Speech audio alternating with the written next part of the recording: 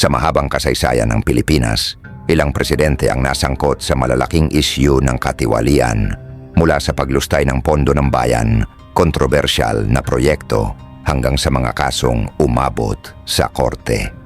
Sa episode na ito, babalikan natin ang ilan sa mga pinakakilalang pangalan na naging sentro ng diskusyon tungkol sa korupsyon sa ating pamahalaan.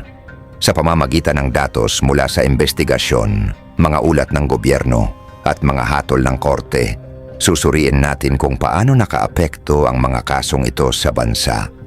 At bakit hanggang ngayon, patuloy pa rin itong bahagi ng usaping pampulitika. Ito ang mga presidente ng Pilipinas na kinasangkutan ng pinakamalaking alegasyon ng korupsyon at ang mga kaso na nagmarka sa kanilang pamumuno. Una, si Joseph Erap Estrada. Mula 1998 hanggang 2001. Ayon sa Transparency International, tinatayang 78 hanggang 80 milyong dolyares ang umano'y nakulimbat noong 3 taon niya sa puwesto. Siya ang kauna-unahang pangulo na nahatulan ng plunder ng Sandigan Bayan noong 2007. Mga paratang laban sa kanya. Tumanggap umano ng suhol mula sa huweteng. Maling paggamit ng pondo para sa tobacco farmers, mga tagong bank accounts.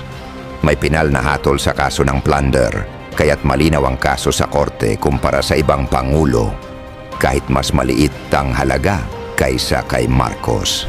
Pangalawa, Gloria Macapagal Arroyo, mula 2001 hanggang 2010. Ayon sa Pulse Asia Survey, noong 2007, 42% ng mga Pilipino ang nagsabing si Arroyo ang pinakakurap na presidente sa kasaysayan, mas mataas pa kay Marcos na may 35%.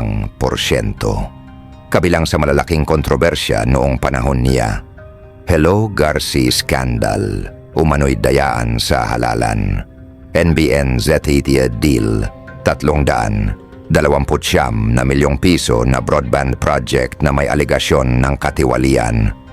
Fertilizer fund scam, 728 milyong piso umano'y ginamit sa kampanya. Ayon sa Ibon Foundation, ang halaga ng mga kontrobersya sa ilalim ng administrasyon niya ay umabot sa 7.3 bilyong piso. Itinuturing ng marami bilang pinakakontrobersyal na administrasyon pagkatapos ng martial law dahil sa sunod-sunod at malalaking issue. Pangatlo, walang iba kundi si Ferdinand Marcos mula 1,965 hanggang 1,986. Ayon sa Presidential Commission on Good Government, PCGG, tinatayang 5 bilyon hanggang 10 bilyong dolyares ang umano'y nakulimbat noong panahon niya. Ayon sa Transparency International, kinilala siya bilang ikalawang pinakakurap na leader sa buong mundo sa isang global list. Sa panahon niya, nakaugnay ang behest loans, paggamit ng pondo ng gobyerno para sa mga kaalyado, at umano'y sistematikong pagyaman ng pamilya at mga cronies. Pinakakilala bilang halimbawa ng kleptocracy dahil sa laki ng umano'y nakaw na yaman at tagal ng panunungkulan. Ang kasaysayan ng korupsyon sa Pilipinas ay hindi lamang tungkol sa mga pangalan ng lider, kundi tungkol sa aral na dapat matutunan ng bansa. Ang mga kasong ito ay paalala na ang kapangyarihan ay dapat gamitin para sa bayan, hindi para sa pansariling interes.